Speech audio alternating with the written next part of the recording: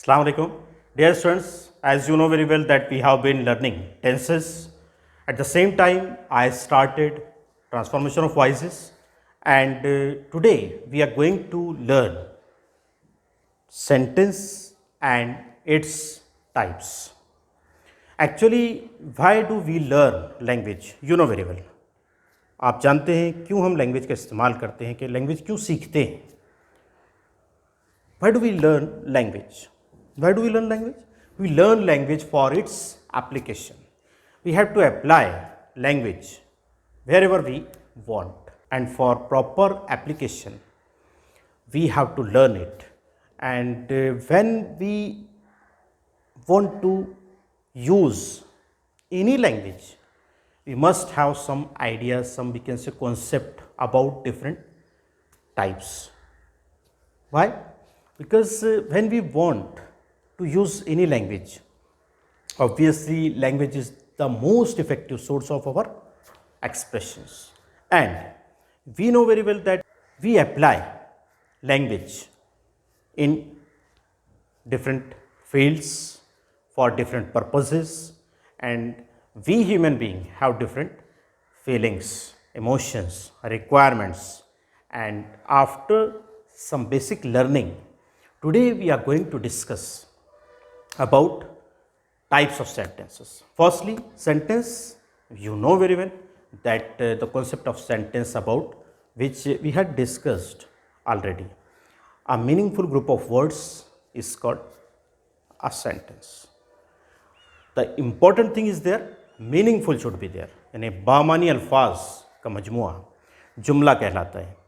यहाँ पे एक अहम चीज़ क्या है, बामानी वो होना चाहिए, यानी ग्रुप ऑफ वर्ड्स. हमने प्रीवियस क्लासेस में भी बताया, सेंटेंस में कंटेन 2 words और इट में contains 10 to 12 words. It depends on it's we can say requirement.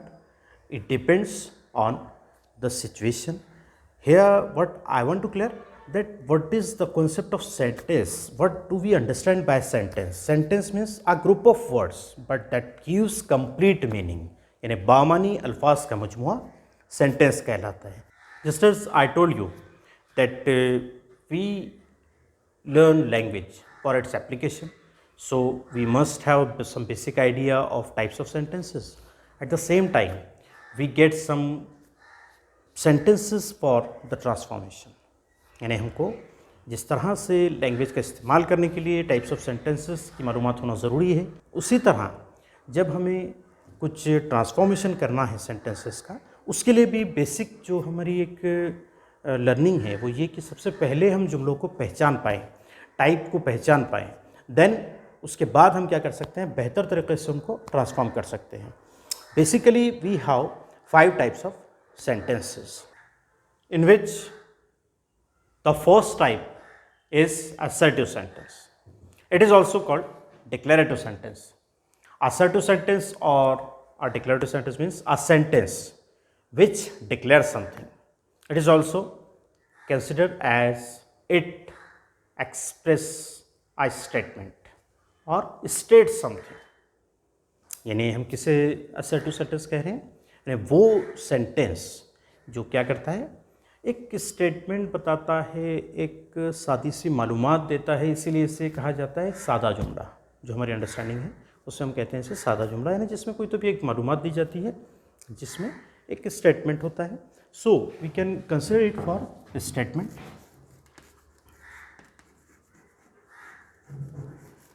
Assertive sentence जो है हमारे, वो 2 टाइप्स होते हैं, क्योंकि हमको ये भी क्लियर करना ज़रूरी है, क्योंकि जिस वक्त हम ट्रांसफॉर्मेशन देखेंगे उस वक्त हमारे पास में बेसिक आइडेंटिटी चाहिए कि भाई असर्टिव है, ओके. असर्टिव भी हमारे 2 टाइप के हैं, in which the first one that is known as affirmative sentence and the second one is known as negative sentence. ये नाम ही से वाज़ेह हो रहा है.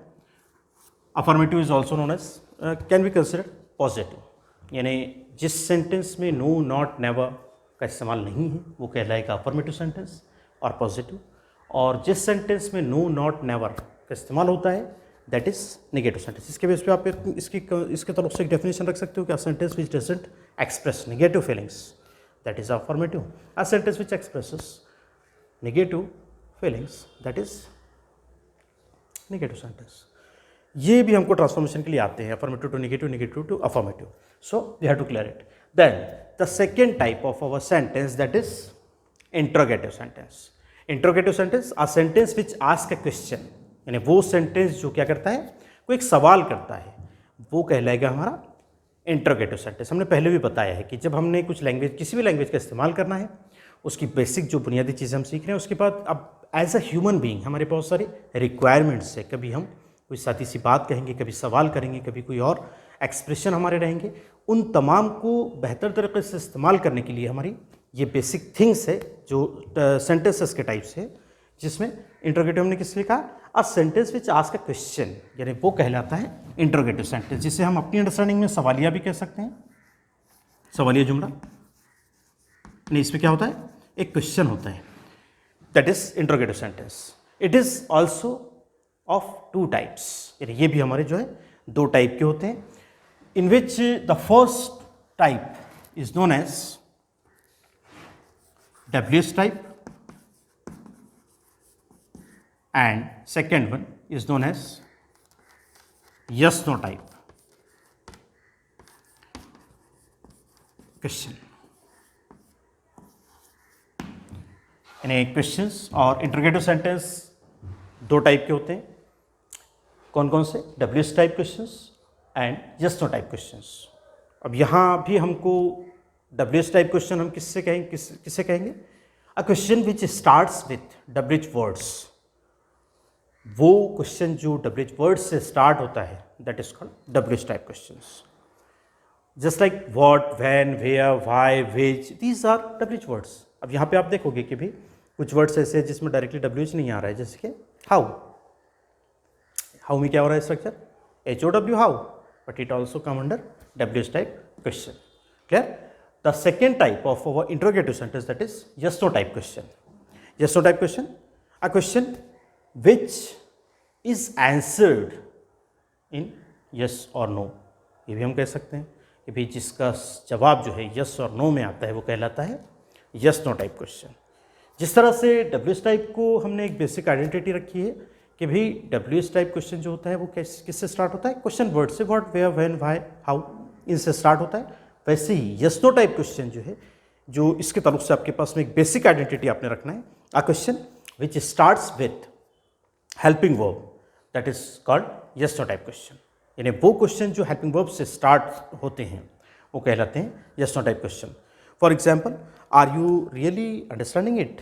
अब हमने यहाँ पे आपसे पूछा है are you really understanding it, मतलब यहाँ पे हमने क्वेश्चन का स्टार्ट किससे किया है, आर से। आर क्या है, हेल्पिंग वर्ब। इसी तरीके से do you like this topic, यहाँ पे हमने क्वेश्चन में किससे स्टार्ट किया है, डू से स्टार्ट किया है, इसलिए ये डू क्या है, हेल्पिंग वर्ब है, इसलिए ये क्वेश्चन क्या है, yes no type question.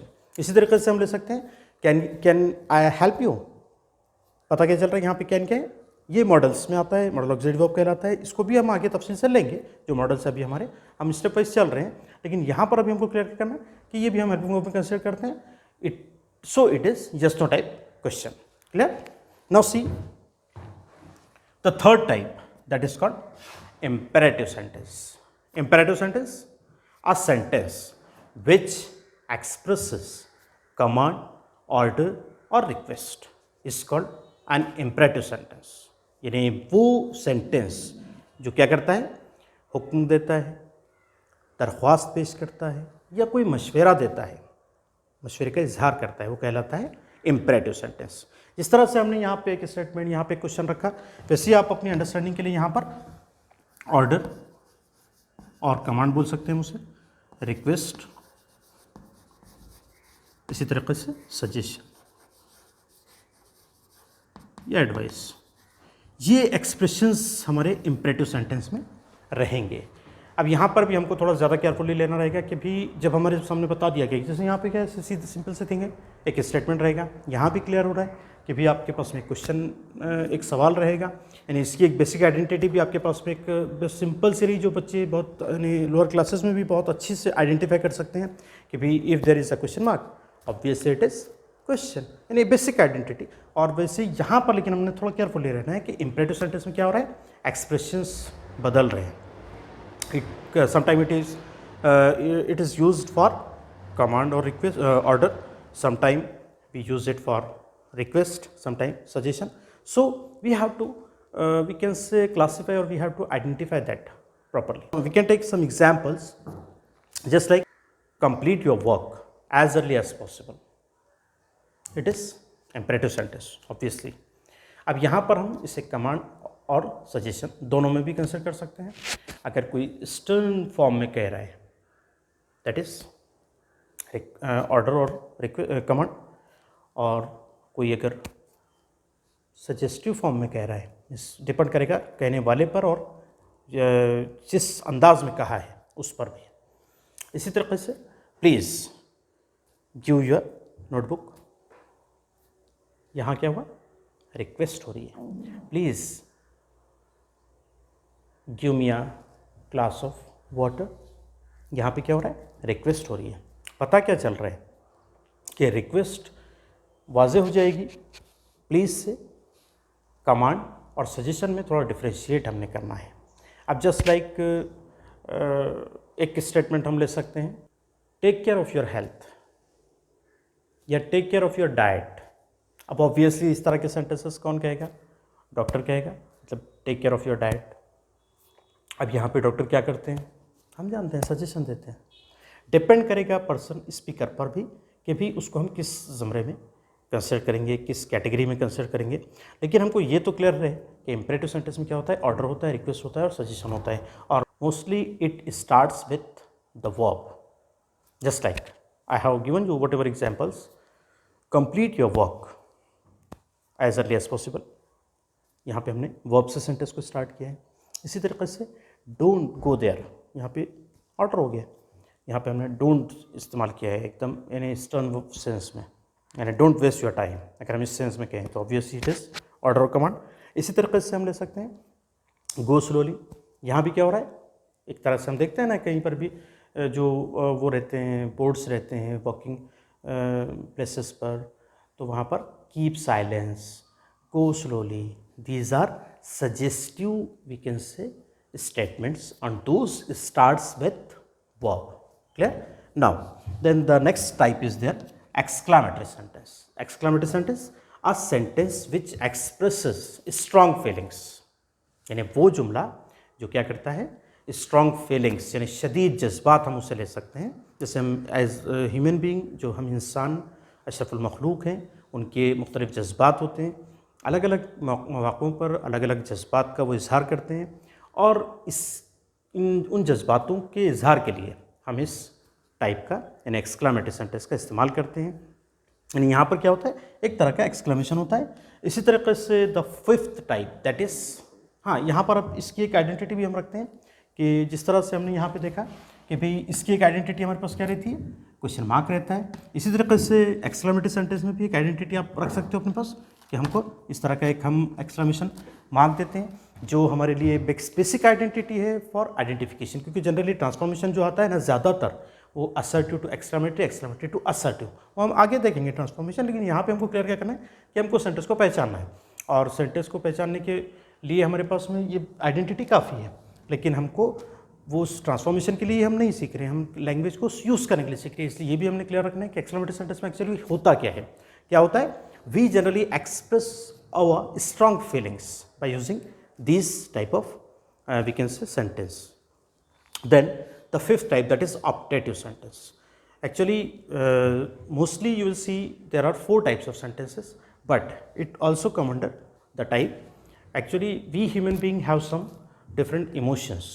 Same as sometimes we use or we express or we say or tell someone or somebody some type of blessings.